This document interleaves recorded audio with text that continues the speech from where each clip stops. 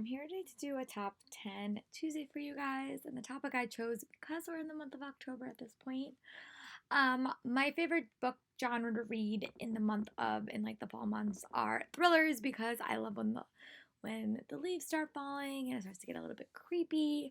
So I love to read thrillers and mysteries. Now I have a lot of go-to authors for thrillers and mysteries, but I want to share this series with you that kind of stand out in my head and that I tend to think of when I think of these authors. So we're going to dive into my favorite mysteries or thrillers that I've read recently that I think that you might like.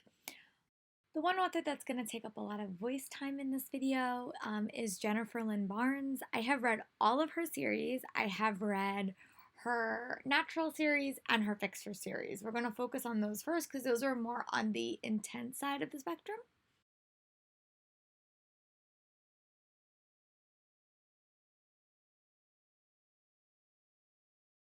I really love the natural series. It basically follows this girl named Cassie, and she is basically picked to be a part of a FBI profiler program, and she's surrounded by kids with gifts, and they all have profiling gifts. It's a 3-book series, and every book focuses on a mystery, but then there's like a big an across the board mystery. It has to deal with the death of her mother, and there's a lot of other elements that go into these books. This book is probably one of the most well-crafted mystery series I've ever read. It's a series that I desperately need to reread, and it's a book series that I highly recommend that you read very, very close together because the mysteries are so tightly wound and connected that it's really important that you read her series back to back to back when possible. And I'll talk about that later when I talk about her other series. But ultimately, this book was the first mystery series that really caught my attention from her. And I really love the characters. I think the characters are so unique and so different and just so diverse. But yeah, and this is definitely one of her more intense series that she has, but I really enjoyed it. The next series was the Fixer series. This series is not, I mean, it is technically completed, but it was supposed to get a third book and then it never got written. So it is only a 2-book series. And I know that it didn't end the way Jennifer Lynn Barnes wanted to end it. But it basically follows this girl. I cannot remember her name because it's been a while. But it basically follows this character, and she's forced to go live with her sister. And her sister is a political fixer in DC. And she winds up going to a school with all of these kids who wind up being the clients of her sister, and it was a very intense series as well, very, very well crafted, and I really like the world building in that. And I was super sad that series did not get a third book because I thought the way that it was going, I think it could have been another like natural series with a very, very tightly wound mystery. Jennifer Lynn Barnes has 2 other series, well, one series and one standalone. And the standalone series is one that I really enjoyed, and it's called Lovely and the Lost.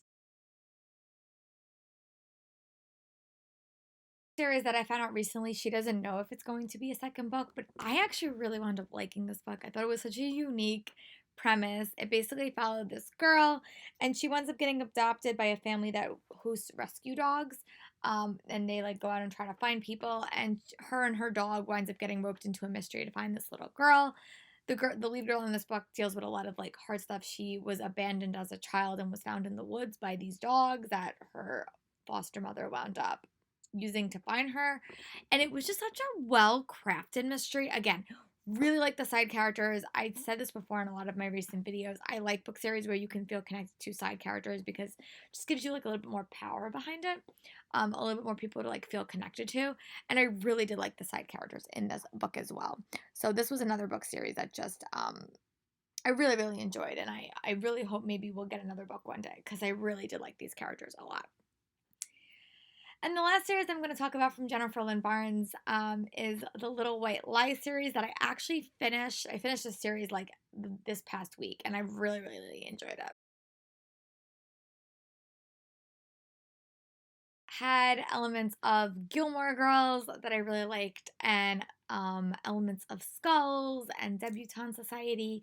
Really, Gilmore Girls meets the Skulls, and it just had a very well-paced mystery. It's about this girl named Sawyer, and she winds up going back to her mother's life to do a Debbie year because that's what her grandmother always wanted for her. She wound up getting sucked into this rich and high-class society where mysteries are everywhere. And the first book I thought was really, really nice. I thought it was a fun, light mystery. The second book blew my mind. So again, I really recommend you read these books back to back. The second book isn't even out yet. It comes out in mid-November and it's called Deadly Little Scandals. But oh my God, the second book really turned me around on the whole series. And I'm definitely gonna have to get the audiobooks to listen to them at some point because that book series again was one book series that really, really surprised me. I was able to document my entire reading experience in one of my reading vlogs, which will be up in the next couple of weeks. So be sure to check that out. But yeah, again, such a solid read. I'm really loving everything that this author writes, and I cannot wait to see what she writes next because she's definitely becoming one of my favorite thriller authors to date. The next few authors I am going to chat about are authors that write other series, but these are series that either I have fully completed or fully done. Except for one. I still have to read one more book. But the first series I want to talk about is by Ali Carter, and that is the High Society series. To date, this is definitely one of my favorite Ali Carter series, minus her one about the Alaskan Wilderness, because I love that book. But this book was the series was so well good. It follows this girl named Catherine. She is the daughter of a thief, and every book follows a different heist. There's like a long-term mystery and short-term mysteries, but oh my God, I love the romance in this. I thought all the mysteries and all the heist elements were so creative and so well done, and it just was such a fun, enjoyable read. I thought that it tackled a lot of harder issues in them as well, and I really enjoyed them. And I definitely was really impressed with that series. And I have started reading the Gallagher Girls series by Ali Carter, but I just haven't finished it. And I think it's because I've only read book one and I struggled with it. My friend Tiffany said that after book one, the books get a lot better. So I just have to like get around to actually reading it. But I've heard really good things about the later books in the series. And I know that she recently published like an e-story on Audible that I did buy. So I really just have to get around to finishing that series. But again, it's a little bit of a longer series and I wasn't that impressed with book one, but I have heard that the books get better in the future. And just another book I want to give a shout out with this author. It's the Alaskan Wilderness. Is called Not If I Save You First. And it was written, I think, like last year, and it was just such a unique series. A really nice standalone, and I thought it was really, really fun. Had a really nice mystery with like survival elements that I really enjoyed. And that was one that definitely became one of her like standalone books. And she also has another series which called the Embassy Rose series that I liked, but it wasn't my favorite. But I would definitely recommend her High Society series and her Not If I Save You First book because those are two that I really enjoyed. The next series I want to chat about is one that I still do need to finish, and that is a Study in Charlotte series by Brittany Cavallaro. That I pick up from New York City Comic Con if it's present because I actually really do need to buy it and get my hands on it. So it might be bought. But it follows a female Sherlock and a male Watson. Most of these books are set at like a prep school. Some of them are set abroad. I liked all the settings that I really had. The last one is set like at like a drama camp, which I thought was so fun, or a drama program. But I just really like the mysteries. I think that they're so well crafted, and they deal with a lot of like intense issues like drugs and alcohol and drug abuse that you don't always see in Sherlock home retellings like for YA sets. And I thought it was like really, really well done. And I was really impressed by it. I still do need to read the last book, and I really hope to tackle that this year before the end of the year. But yeah, that's my thoughts on the Study in Charlotte series. And the last two books I'm going to talk about are just standalones, but books that I've really loved. One has stuck with me for years, and that book is Don't Look Back by Jennifer L. Armentrout. Thriller that really made like an impression on me, and one that I still like really store back to. I must have read it like 3 or 4 years ago at least. But it basically follows this girl. I cannot remember her name because I read it so long ago.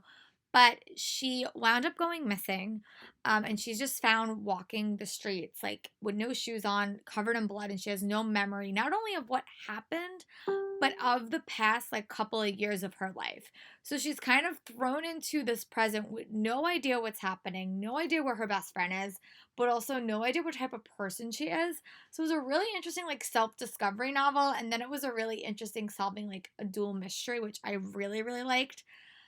I actually might try to see if I can get it on Audible. Maybe I'll listen to it again because I really found the book to be so well crafted and I really enjoyed it. And I thought it dealt with a lot of like interesting issues and the mystery was super hard to predict as well.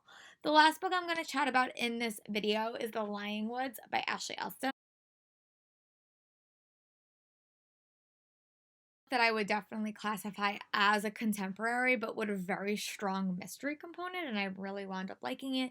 Basically, follows this this lead guy who you never get mysteries of a lead guy; you just doesn't happen.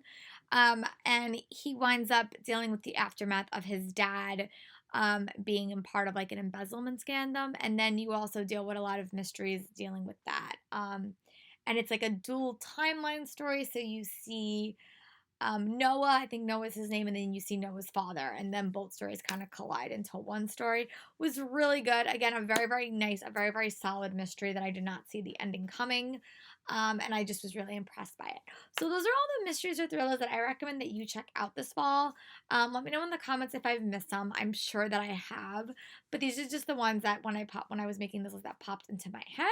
And I hope that you guys consider checking these out. And if you do, be sure to tell me in the comments what you guys thought of them because they're some of my favorite, not only some of my favorite reads, but also some of my favorite authors to date. And I'll talk to you guys next week for another video.